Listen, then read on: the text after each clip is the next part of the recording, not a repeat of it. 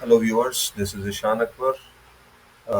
In this video, I will let you know that how to calculate the minimum depth and minimum width of simply supported and cantilever beam.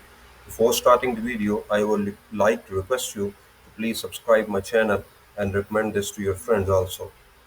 So first of all, we have simply supported beam. For simply supported beam, how can we calculate the minimum depth and minimum width of a simply supported beam? For a simply supported beam, we know that we may have a roller support on one end and a pin support at the other end. So let us say we have at A point we have a pin support and at B point we have a roller support, and the span length of the beam is L. So for this length of the beam, if we want to determine the cross-sectional dimensions of the beam, these dimensions are known as the D minimum, and this is known as the B minimum. Breadth or breadth and depth. So basically, we want to know the minimum depth of the beam of simply supported beam. So minimum depth of the simply supported beam according to ACI 318-14 is equal to span length of the beam divided by 16. Mean you will simply divide the span length between two supports, between a hinge support and a roller support. This is the span length. So simply you will divide the span length by 16. You will get the minimum depth of the beam. To determine the minimum width of the beam or minimum breadth of the beam, you will have to divide the depth of the beam because this is D minimum. You will have to divide the minimum depth of the beam by 1.5. 1.5. So simply, let us say we have a beam and its length is, let us say, 32 feet. If the length of the beam or a simply supported beam is 32 feet, what will be minimum depth of this beam? So D minimum in this case will be equal to length of span over 16. What is the length of span? The length of span is 32 feet divided by 16. So the depth, minimum depth of the beam, mean you can take more value than this depth. So the minimum depth of this beam should be 2 feet. You can take more than 2 feet, but you cannot take the depth of beam lesser than the 2 feet. So in the same way, you can determine the W minimum or B minimum. That is equal to D over 1.5.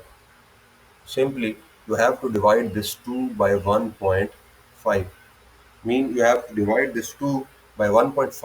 So what will be the value? It will be 1.33 feet.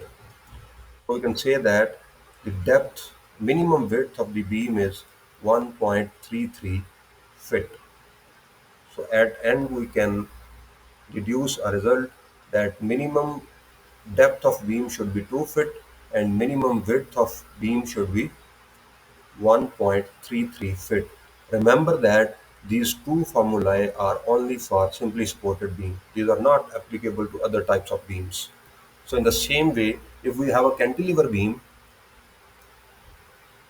like this one and we want to determine the cross-sectional dimension of this beam, mean in the same way we want to determine the sorry we want to determine the depth minimum and width minimum. We want to determine the minimum width of and minimum depth of the cantilever beam. So we again need the span, the clear span from the fixed end to the free end, span length. So in case of cantilever beam, according to ACI 318-14, the minimum depth of the beam is equal to span length divided by 8, and minimum width of the beam is equal to minimum depth divided by 1.5. So if we have a 32 foot length of beam, then what will be the minimum depth of the beam, that beam cross section? So what is this value?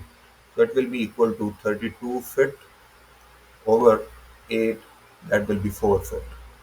And if we divide this 4 feet by 1.5, it will be 2.67 feet.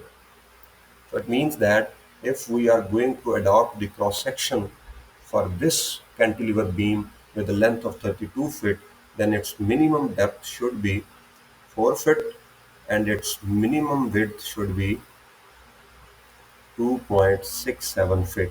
It means that you can take any value of depth which is greater than 4 feet according to economy, and you can take any value of width of the beam greater than or equal to 2.67, but you cannot use this value.